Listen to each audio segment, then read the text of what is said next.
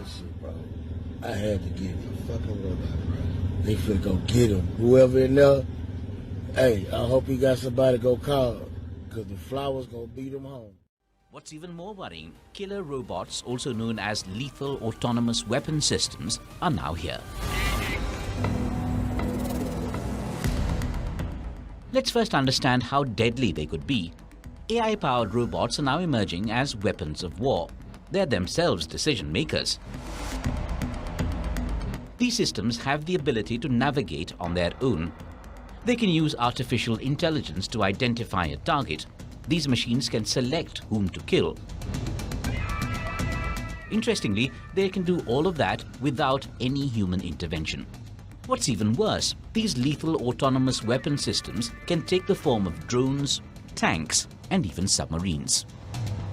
It's not just one company or country that is developing such dangerous robots. Several nations are investing in the technology to develop lethal weapons. So far, countries such as Israel, Russia, and South Korea have reportedly deployed weapons with autonomous capabilities, though it's disputed whether the autonomous mode has ever been active. The Netherlands has become the first NATO country to deploy armed ground robots. They, however, have currently been deployed for experimental use.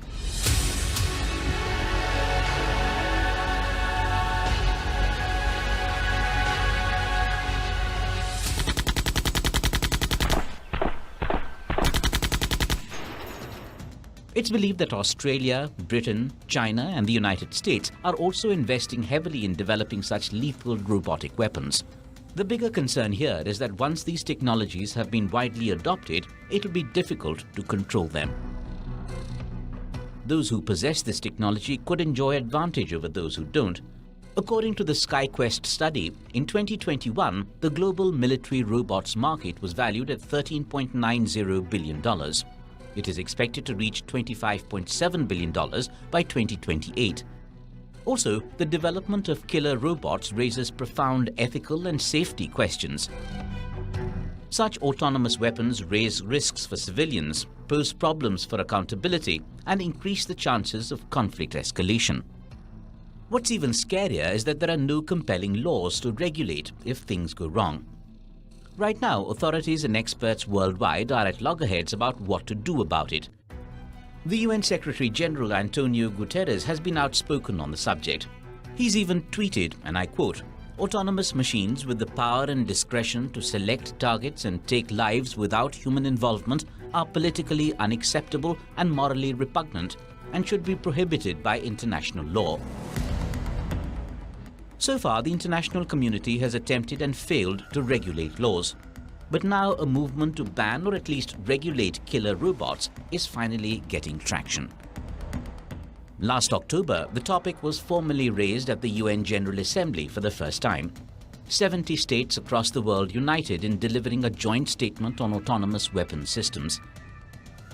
They called for internationally agreed rules and limits on autonomous weapon systems.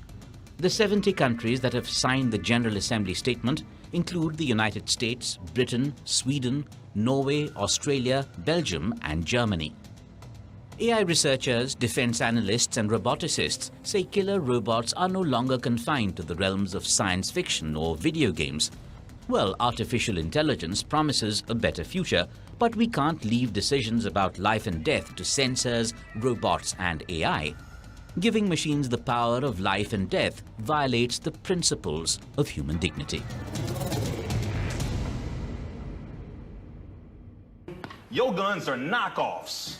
Your guns are the rejects. You don't know about percussion grenades. You don't know about direct energy weapons. You don't know about none of this. You don't know about DARPA, the Defense Advanced Research Project Agency that has robotic mosquitoes, robotic snakes, robotic dogs and cheetahs. You don't know about that. They assassinate you with something that looks natural. And you talking about my phone 5, click, click. Bruh, you don't know what type of enemy you dealing with. Because you talking about killing, but you dealing with a master killer. That's what